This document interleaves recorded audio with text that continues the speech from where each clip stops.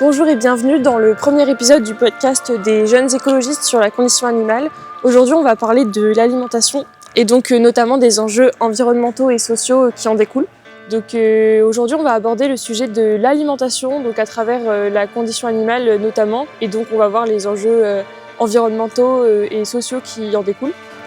Et du coup, on tient à vous prévenir qu'on va aborder certains sujets qui peuvent être compliqués, complexes, qui peuvent heurter la sensibilité de certaines personnes. Donc en fait, à chaque fois que vous allez entendre ce son, ça veut dire qu'il va suivre dans les prochaines secondes une pratique de ce qui se fait par exemple dans l'industrie animale. Ça peut être pour la production du lait, pour la production de viande, etc. Donc si jamais vous vous sentez pas à l'aise pour écouter ça, n'hésitez pas à passer les 10 ou les 20 prochaines secondes dès que vous entendez ce son.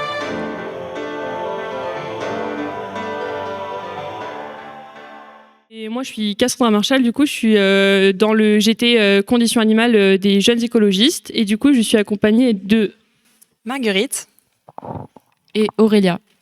Et du coup, on tient à remercier déjà toutes les personnes qui ont travaillé sur le podcast et qui n'ont pas pu être présentes aujourd'hui.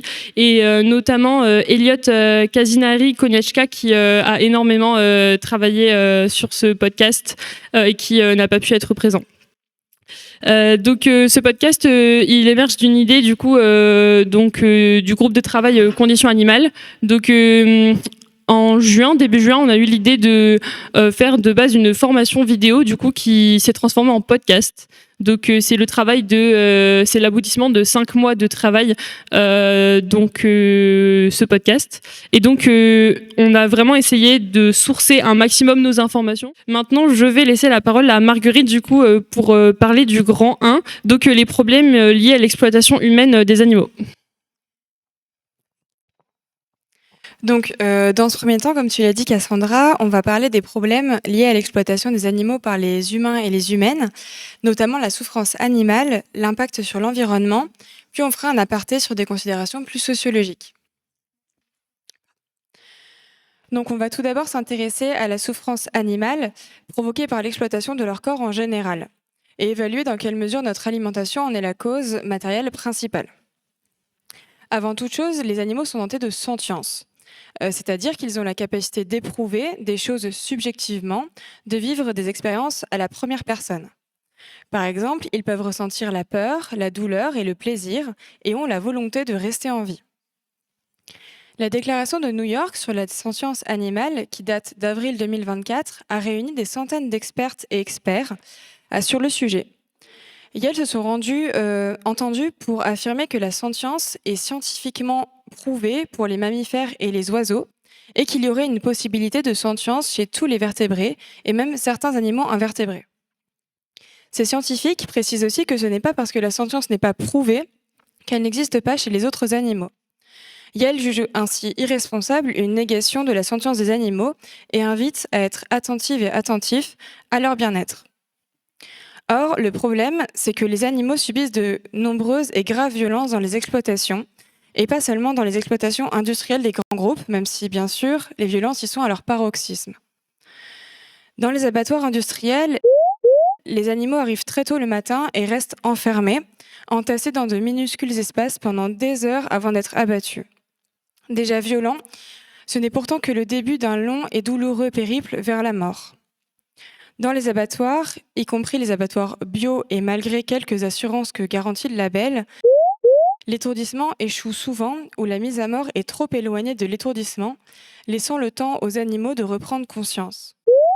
Ils sont donc égorgés encore vivants, processus qui peut durer car ils se débattent longtemps pour échapper à la mort. Une commission d'enquête de l'Assemblée nationale datant de 2016 notait que 80% des chaînes d'abattage présentaient ainsi des non-conformités. L'abattage des animaux est nécessairement source de souffrance pour eux. Entre les manipulations brutales nécessaires à l'amener des animaux dans les dispositifs de contention, le stress et la peur, la fréquence des échecs, d'étourdissement et les reprises de conscience sur la chaîne d'abattage, les abattoirs sont des lieux fondamentalement violents pour les animaux. Par ailleurs, l'étourdissement lui-même désigne une réalité des plus brutales, les méthodes actuellement pratiquées étant le choc électrique, la perforation de la boîte crânienne et l'asphyxie au gaz. Finalement, aucune de ces méthodes ne permet de garantir un abattage indolore et certaines sont même systématiquement longues et douloureuses. L'exploitation des animaux est un système bien rodé, puisque l'exploitation et le meurtre d'animaux engendrent celles d'autres animaux. Un exemple flagrant est celui des fermes à sang. Des juments y sont inséminées puis saignées tous les jours pour fournir l'hormone ECG utilisée en élevage bovin, ovin, caprin et porcin, y compris bio, pour booster la reproduction. Un autre exemple est celui de la pêche minotière, une pêche industrielle intensive de petits poissons pélagiques de faible valeur commerciale destinés à alimenter poissons, ovins et poules. En outre, tout est fait pour optimiser la mise à mort de 250 milliards d'animaux par an, soit 258 animaux par an par habitant. Ils sont souvent modifiés génétiquement afin de grandir très vite et être abattus jeunes en assurant un rendement maximisé. Ainsi, les cochons et les veaux, dont la chair est destinée à être consommée, sont abattus au bout de 6 mois alors qu'ils auraient pu vivre au moins 15, voire 20 ans. Les poulets sont tués vers leur 35e jour, sur une durée de vie moyenne de 8 ans. Toute espèce confondue, les femelles utilisées pour la reproduction sont tuées dès qu'elles ne peuvent plus enfanter ou que les rendements, tels que les œufs ou le lait, sont jugés trop faibles. Ces chiffres sont aussi valables dans la filière bio, même si les animaux ne sont pas génétiquement modifiés. C'est également le cas de la plupart des poussins mâles nés au sein d'élevages intensifs de production d'œufs qui sont broyés ou étouffés car considérés inutiles puisqu'ils ne peuvent pas pondre d'œufs. À la naissance, de nombreux animaux sont mutilés car leurs conditions de détention sont trop éprouvantes. Les porcelets, par exemple, se voient limer les dents et couper la queue, car quand ils naissent, ils se retrouvent avec leur mère dans des cages où ils peuvent à peine bouger, au point qu'ils en viennent à se blesser à cause de la frénésie que cela engendre. Les pointages, soit le fait de brûler la pointe du bec des poules pour éviter qu'elles n'attaquent, voire mangent leurs congénères, pratique courante tant la promiscuité les rend folles et douloureuse et leur ôte un organe fondamental à leur bien-être, puisqu'elles l'utilisent pour de très nombreuses tâches. Enfin, l'insémination artificielle des vaches est un autre exemple de grave violence généralisée dans l'ensemble des productions, notamment celle du lait. Pour qu'une vache produise du lait, elle doit donner naissance à un petit. On la met donc enceinte de force, en enfonçant le pistolet jusqu'au col de l'utérus, tout en ayant un bras dans leur rectum. Cette pratique est qualifiable de viol, puisque les vaches n'ont de toute évidence pas le choix. Les taureaux, dont le sperme est prélevé non plus, n'ont pas le choix de cette pratique. J'en profite juste avant de passer la parole à Aurélia, juste pour préciser que évidemment on parle du coup de pratique, de ce qui se fait. Le but c'est pas du tout de pointer du doigt du coup les personnes qui consomment des produits animaux ou qui ont un régime carné. Le but c'est simplement de mettre à disposition des informations qui sont pour la plupart méconnues ou volontairement invisibilisées, notamment par les lobbies. Et donc, pour continuer sur la thématique, le transport d'animaux vivants, notamment pour l'élevage, est régi par la loi. Mais la loi, elle reste assez affolante et les dérives et les cas de déplacement de mauvaises conditions restent très fréquents. La directive européenne qui réglemente le transport des animaux, elle est régulièrement critiquée par les associations de défense des droits des animaux. On lui reproche souvent son manque d'exigence. Des problématiques telles que l'accès à l'eau des animaux durant les transports ou leur exposition à des conditions de forte chaleur restent ainsi au cœur des combats d'associations telles que L214. À titre d'exemple, en 2019 et 2020, les associations L214 et Eyes on Animals se sont associées pour mener une enquête sur les conditions de transport des veaux nourrissons entre l'Irlande, la France et les Pays-Bas.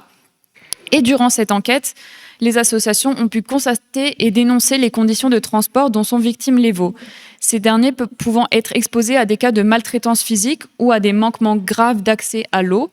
Ces situations sont représentatives des différents manquements subis par les animaux vis-à-vis de 5 libertés fondamentales que leur reconnaît l'OMSA, donc c'est l'Organisation mondiale de la santé animale. Et ces 5 libertés permettent d'évaluer le bien-être animal, notamment en élevage. Et dans le cadre de l'enquête menée par les 2 associations, on peut constater que 2 d'entre elles particulièrement, Donc le droit à l'absence de faim, de soif et de malnutrition et le droit à l'absence de stress physique ou thermique n'ont pas du tout été respectés. Et ce sont pourtant bien ces 5 critères définis par l'OMSA qui sont aujourd'hui souvent pris en compte quand on parle de bien-être animal et comme outil d'évaluation de ce bien-être. Outre l'absence de faim et de soif et celle du stress physique ou thermique, les droits reconnus aux animaux aujourd'hui sont pris en compte par cette organisation intergouvernementale et incluent aussi l'absence de peur et de détresse, l'absence de douleur, de lésions, de maladies et la possibilité pour l'animal d'exprimer les comportements normaux de son espèce. Mais ces dérives, elles ne se limitent pas qu'au transport. En effet, aujourd'hui encore, au sein de certains élevages, les conditions de vie des animaux font l'objet de critiques qui dénoncent l'incapacité de ces conditions à respecter le bien-être animal.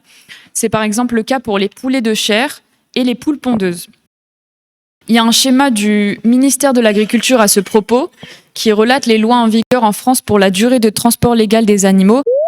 Par exemple, pour les bovins, la durée autorisée sans pause ni eau est de 14 heures, avec une seule heure de pause pour les abreuver et éventuellement les alimenter. Et ensuite, il est autorisé de refaire 14 heures de route. Outre les souffrances que peuvent subir les animaux destinés à la consommation humaine, que ce soit au sein des élevages ou durant les transports, leur durée de vie apparaît également parmi les sujets polémiques. Par exemple, une étude de l'ITAVI, l'Institut technique des filières avicoles, donc concernant les oiseaux, cunicoles, lapins et piscicoles, les poissons, datée de 2017, un poulet de chair à croissance rapide est en moyenne abattu après 5 à 6 semaines. Pourtant, ces poulets peuvent vivre jusqu'à 8 ans. L'association L214 propose sur son site internet une page intitulée « Quel âge a votre viande ?»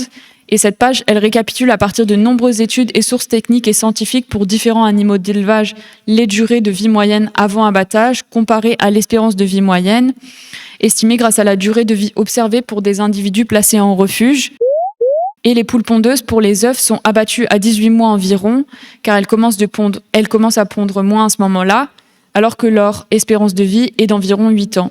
Il est important de soulever aussi un point essentiel qui est qu'au-delà de vivre seulement 1 an et demi, elles vivent 1 an et demi dans des conditions déplorables où elles sont dans des conditions d'entassement, de souffrance psychologique et d'autres facteurs que nous avons évoqués.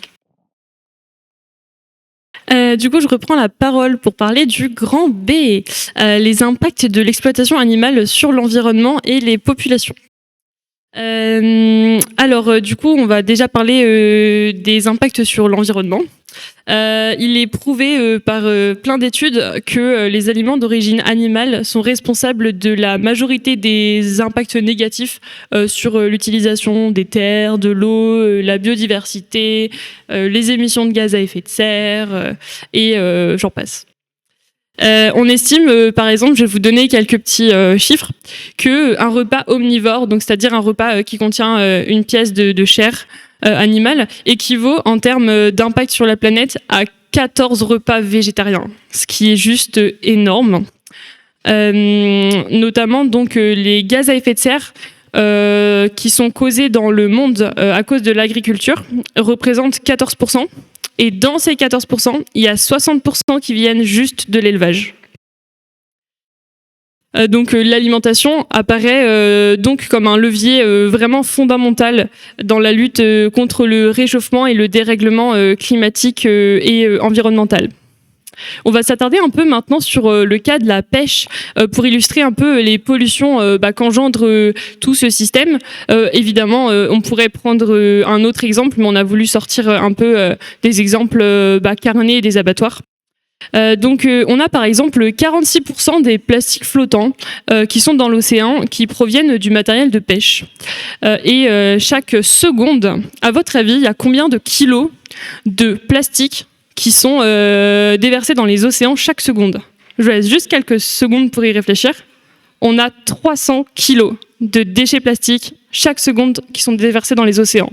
Donc c'est énorme, on peut rapporter ça à la minute, à l'heure, au jour. C'est vraiment énorme. De plus, l'enchevêtrement des débris de plastique entraîne souvent des blessures aiguës ou la mort des animaux qui sont infectés. On peut notamment prendre pour exemple l'ingestion de plastique qui entraîne souvent des brûlures internes ou des occlusions digestives, donc qui conduit à la mort des animaux. On a par exemple environ 1 million d'oiseaux, donc je change un petit peu de sujet, qui périssent chaque année, mais donc toujours reliés au plastique, simplement parce qu'ils ingèrent du plastique en pensant que ce sont des proies. En sachant que nous aussi, en tant que personnes humaines, on est touchés par ce phénomène, puisque si les animaux mangent du plastique et que nous mangeons des animaux, nous mangeons du plastique. En plus, notamment le matériel de pêche, donc qui est abandonné, il est soit abandonné, soit perdu, soit jeté dans la mer, dans l'océan. Ça contribue aussi à fragiliser toutes les colonies microbiennes qui se forment donc sur les déchets plastiques. Et donc, on a notamment comme conséquence le fait que les coraux soient de plus en plus malades. Donc là, on a beaucoup parlé de la pollution plastique, mais on essaye de développer un peu nos exemples. Donc toujours en restant sur le domaine de l'océan et de la pêche. Donc la pêche industrielle, donc évidemment perturbe les écosystèmes et donc toute la chaîne alimentaire. On va parler de la pêche au chalut. Donc si vous savez pas ce que c'est la pêche au chalut, eh ben c'est normal déjà. Et donc en fait pour nous ça constitue vraiment l'apogée en fait de la destruction donc de la biodiversité marine, parce que en fait cette pêche donc au chalut consiste à traîner derrière un bateau un gigantesque filet de sorte en fait à capturer donc des espèces donc à destination commerciale et donc à des fins d'alimentation. Et donc, on utilise notamment cette pêche pour le cabillaud, les crevettes ou le calmar. Mais du coup, vous vous doutez bien qu'un énorme filet de pêche qui est traîné par un énorme bateau, en plus d'emprisonner les animaux et de les faire énormément souffrir, on fait aussi énormément souffrir des espèces qu'on va jeter à la poubelle, pour faire simple. Petite statistique, puisque j'aime bien les statistiques, et après je vais passer la parole, donc vous aurez peut-être moins de statistiques. Surtout un soir à 19h, je pense que tout le monde en a marre des statistiques, mais ce n'est pas grave. Donc le chalutage donc, émet 370 millions de tonnes métriques de dioxyde de carbone dans l'atmosphère chaque année. Donc la majorité d'entre nous, on a quoi, une vingtaine d'années, donc on peut assez rapidement faire le calcul. Donc l'exemple de cette pêche montre bien qu'il ne faut pas juste se restreindre à la question du CO2 pour parler du dérèglement climatique, évidemment. Bon, ça, je pense que si vous êtes ici, c'est que vous saviez déjà, mais bon, c'est important de le souligner, notamment pour le podcast. Donc ces exemples, ils témoignent aussi du fait que la protection des animaux va largement avec la protection de l'environnement et notamment la protection de notre santé qu'on va développer. Et du coup, je laisse la parole à Marguerite pour parler de ce sujet. Merci Cassandra. En effet, l'exploitation animale a également de grandes conséquences sur les humains et les humaines. Tout d'abord, notre santé dépend en grande partie de notre environnement. Le problème, c'est que cet environnement-là, il est profondément dégradé et il est donc néfaste pour notre santé. Et que, comme on l'a vu, une alimentation basée sur l'exploitation animale contribue grandement à rendre néfaste notre environnement. L'exploitation animale, elle est aussi directement problématique pour les êtres humains et les êtres humaines. Par exemple, le travail des ouvrières et ouvriers en abattoir est si dur qu'il entraîne des troubles musculo-squelettiques à cause du travail dans le froid, avec des chocs thermiques ainsi que du bruit dépassant parfois les 100 décibels. Les ouvrières et ouvriers travaillent à des cadences insoutenables puisque les abattoirs moyens tuent entre 45 et 50 bovins par heure. Et pour les abattoirs industriels, c'est jusqu'à 840 cochons à l'heure et environ 190 000 poulets par jour. Cela génère un risque d'accident au travail 4 fois supérieur à la moyenne nationale des autres activités professionnelles. Ce travail met en grave danger leur santé psychique et nombre d'entre elles doivent pratiquer la dissociation pour tenir. La dissociation, c'est une rupture de l'unité psychique. Il s'agit d'une forme de déconnexion entre les pensées, les émotions et les comportements pour se protéger lors d'un événement venant menacer notre intégrité physique ou psychique. Plus de 10% des ouvrières et ouvriers travaillant dans les abattoirs présentent des symptômes de dépressivité et nombre d'entre eux consomment des drogues et des médicaments pour tenir. C'est un travail si dur et mal rémunéré que 40% des ouvrières et ouvriers sont intérimaires et beaucoup sont issus de l'immigration. L'exploitation animale et la colonisation des terres par les humains et les humaines favorisent grandement l'échange de maladies.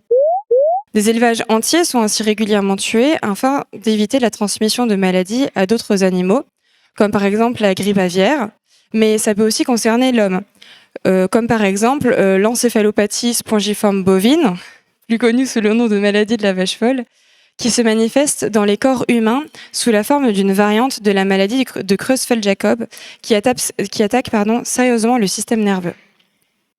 En outre, la consommation de produits provenant des animaux affame l'humanité. 1/3 des terres cultivables sur la planète sont utilisées pour produire l'alimentation des animaux, d'après l'Organisation des Nations Unies pour l'alimentation et l'agriculture, qu'on connaît plus souvent sous le nom de FAO. Pourtant, ces terres pourraient être utilisées directement pour nourrir les êtres humains et les êtres humaines. Notre alimentation fortement carnée comporte aussi des impacts sur l'eau et nos capacités futures de survie, puisqu'elle est bien plus gourmande en ressources hydriques. L'alimentation omnivore comporte également, et enfin, de graves conséquences d'un point de vue de la santé publique. Une récente étude montre ainsi qu'un régime végétarien réduit de 9% les risques de développer un cancer, tout type confondu, et un régime végétalien réduit ce risque de 24%. Et au moment où vous vous dites « Oh là là, c'est long, il nous parle des animaux », je vais vous inviter à rester bien concentrés puisque nous allons parler de Sébastien Chenu, ça va être incroyable. Mon Dieu, exactement. Donc, je reprends la parole pour parler donc de consommation de chair animale et donc notamment sous le prisme des positionnements politiques et des classes sociales. Donc la viande, ça a toujours été un marqueur social, souvent de puissance, et ça a été un grand symbole de richesse. Pendant la révolution industrielle, donc au XVIIIe et XIXe siècle, les classes populaires, elles ont une tendance à s'enrichir. Et donc, elles se permettent une alimentation plus carnée. Cependant, depuis quelques décennies, on observe un renversement et justement, ces classes plus aisées, elles ont une tendance du coup à aller vers une alimentation plus végétale. Donc, c'est-à-dire moins de chair animale, moins de produits qui engendrent de la souffrance animale et donc au profit d'alternatives qui soient végétales, biologiques et donc plus éthiques.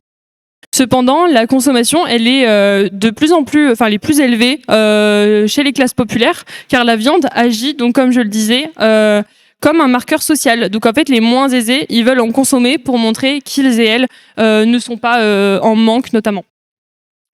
On observe également que les personnes qui ont réduit leur consommation de chair animale sont politiquement plutôt marquées à gauche, généralement diplômées, très diplômées, féminines et urbaines.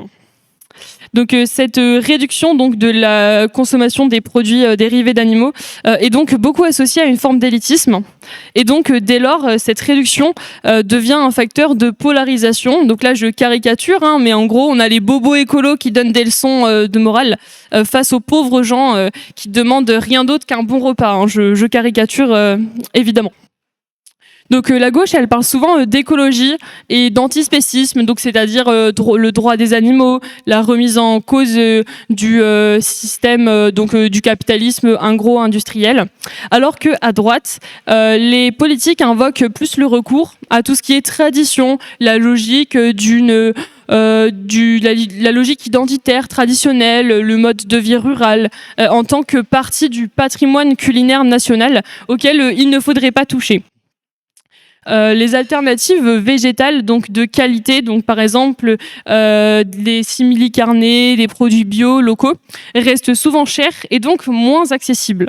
Et oui, et on va vous dire pourquoi. Parce que l'industrie de la viande, c'est une industrie qui est extrêmement subventionnée par l'État et par les lobbies.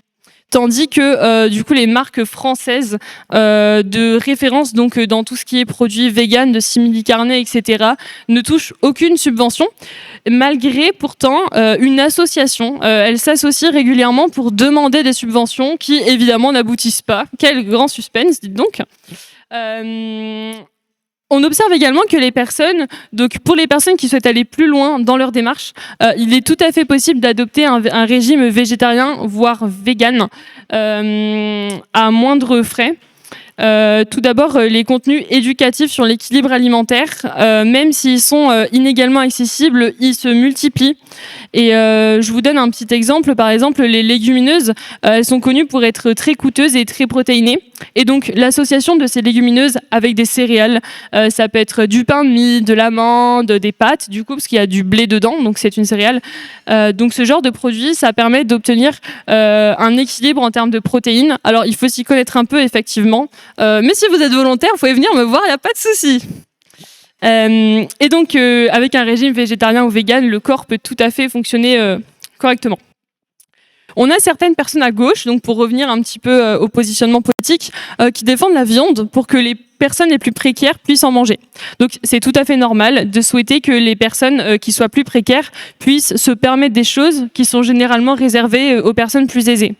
Sauf que le problème, c'est qu'au lieu de valoriser la consommation des produits animaux, du coup chez les ménages les plus pauvres, on pourrait tout à fait faire en sorte de réduire la consommation des plus riches et de permettre aux personnes précaires un accès aussi à des alternatives de qualité.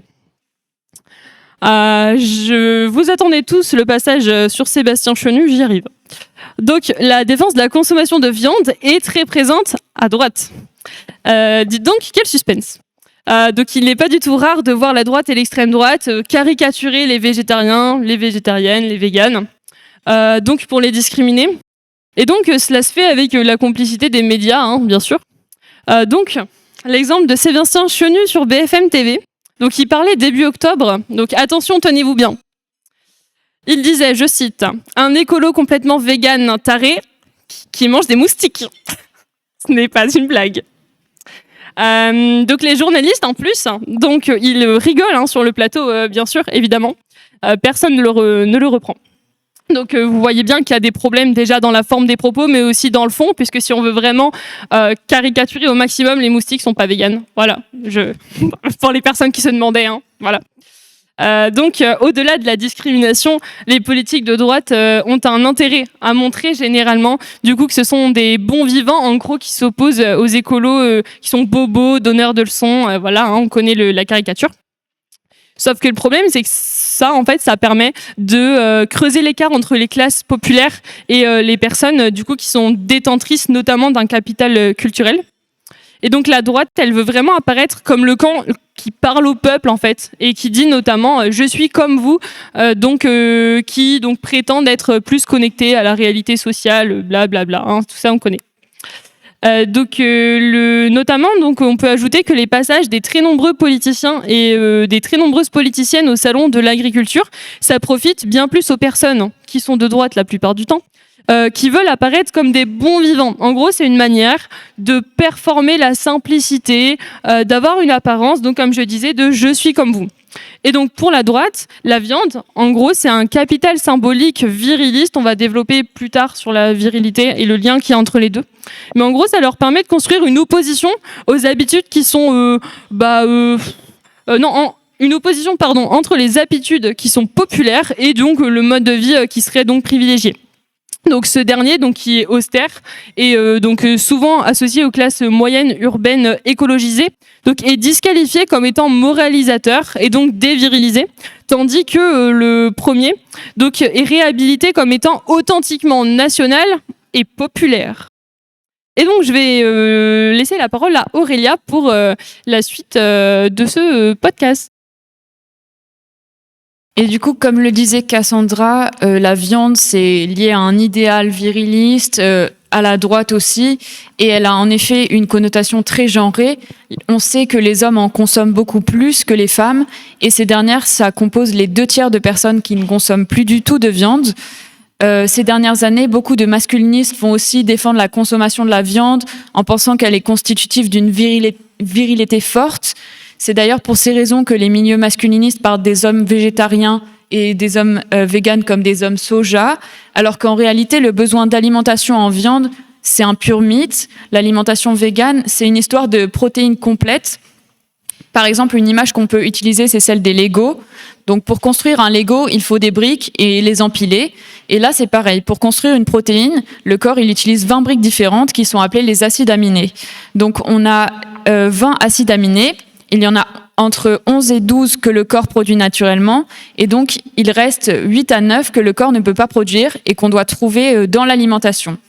Et des études récentes, elles montrent que le corps, il stocke ces acides aminés quelques jours.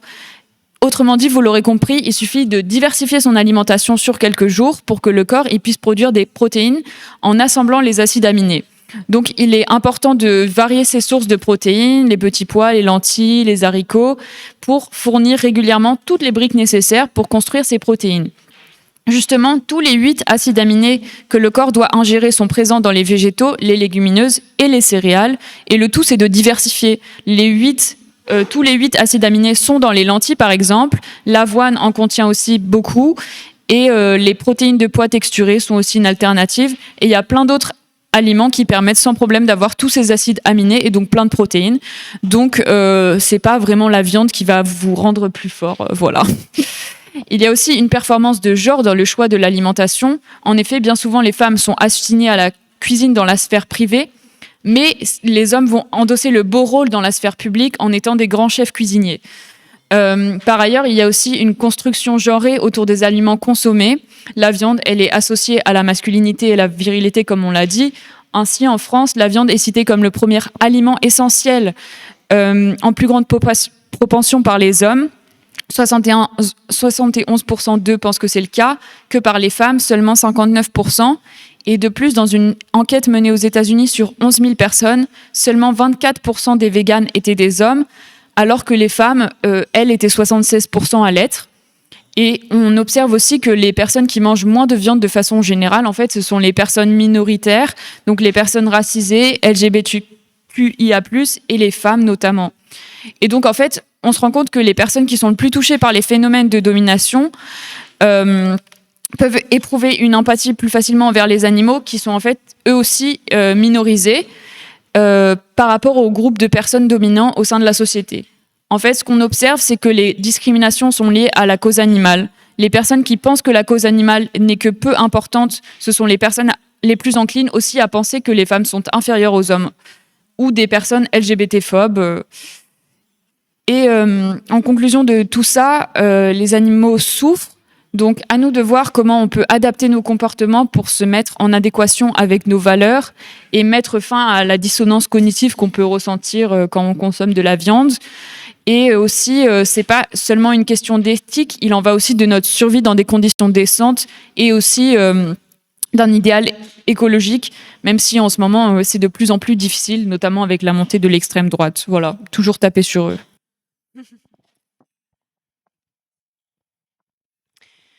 Et donc, face à tout ce qu'on a pu dire, qui ne montre finalement qu'une partie de la situation, et maintenant que vous êtes tous et toutes bien déprimés, plusieurs perspectives peuvent être envisagées en termes de solutions.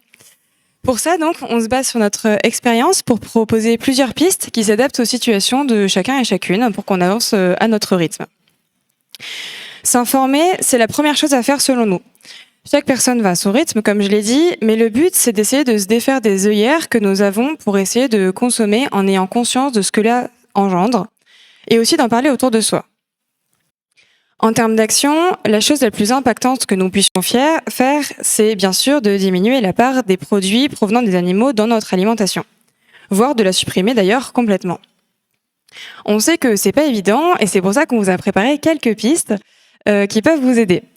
Le plus facile, c'est de conserver ses plats habituels en remplaçant les produits animaux par des produits végétaux. Par exemple, le lait ou s'orienter vers des simili-carnés, même si on a conscience qu'elles sont la plupart du temps plus onéreuses. Pour les œufs, j'avoue, c'est plus compliqué. Donc on vous invite à chercher parmi les recettes végétales dont regorge Internet. Ouvrir ses horizons à des plats issus d'autres cultures est aussi très porteur, car nombre d'entre eux sont végétariens, voire même végétaliens. Aussi, dans votre parcours, les épices seront de très très bons alliés. Quand on mange de la viande, on est souvent habitué à une alimentation très goûtue, notamment car très salée. Assaisonner ces plats permet donc de garder tout autant de plaisir en mangeant.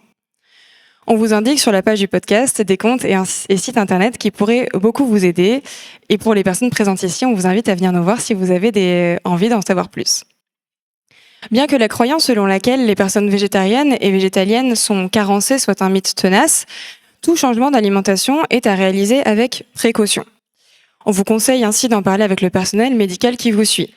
Il arrive cependant qu'ils tentent de vous dissuader ou ne comprennent pas. Dans ce cas-là, on vous conseille de changer, sauf si vous avez des soucis de santé particuliers, parce qu'en fait, finalement, il y a assez peu de contre-indications à la réduction ou la suppression de produits animaux dans l'alimentation, tant qu'il y a un suivi. Toutefois, on sait que certaines personnes peuvent difficilement assumer une alimentation végétale en raison d'une santé fragile.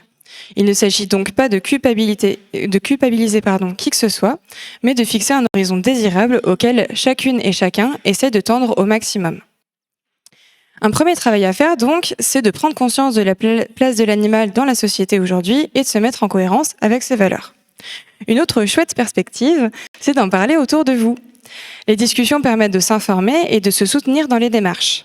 Les défis comme le Veganuary, soit un mois où on mange vegan, le mois de janvier, c'est vrai, sont de très bons moyens pour se rendre compte à quel point nous sommes rendus dépendants et dépendantes des produits provenant de l'exploitation des animaux. Il faut veiller à penser cette démarche dans une approche constructive et à tout prix éviter l'angle moralisateur. Bien souvent, quand on parle de végétarisme ou de véganisme, il est récurrent que les personnes soient, et à raison, sur la défensive, parce que le discours qu'elles entendent, c'est qu'elles font mal les choses, et donc qu'on leur reproche de manger de la viande. Il faut aussi garder en tête, comme on l'a dit plus tôt, que notre origine sociale joue beaucoup et qu'il ne s'agit pas de reproduire une violence de classe. Il est donc conseillé de se mettre à l'écoute des personnes avec lesquelles on échange et d'adopter une posture de compréhension. Ensuite, et seulement ensuite, on peut amener les personnes, si elles le souhaitent évidemment, vers des solutions qui leur correspondent. Par exemple, manger moins de viande ou acheter de la viande à minima ne provenant pas des grands groupes industriels, les renseigner sur les alternatives. Ou même prendre contact avec des associations telles que L214, Projet Animaux Zoopolis, Extinction Rebellion, Greenpeace ou 30 millions d'amis pour s'engager ou simplement se renseigner. Du coup, je vais faire une petite conclusion pour le podcast notamment, donc avant qu'on enchaîne sur le temps participatif. Je voulais remercier encore une fois l'ensemble du groupe de travail, donc Conditions Animales, qui a été toujours très chouette. On a vraiment fait un travail qui était super cool et du coup qui s'aboutit aujourd'hui. Et donc je voulais remercier l'ensemble du bureau fédéral de nous avoir suivis dans notre idée, dans notre aventure, et notamment donc Tamina Toussaint-Yaneva qui nous fournit le matériel et qui a passé son temps à faire le relais entre le groupe de travail et je ne sais pas où elle est, et le bureau fédéral. Et je pense que nous pouvons toutes et tous applaudir donc l'ensemble des personnes qui ont participé. Et ensuite, je reprends la parole pour le...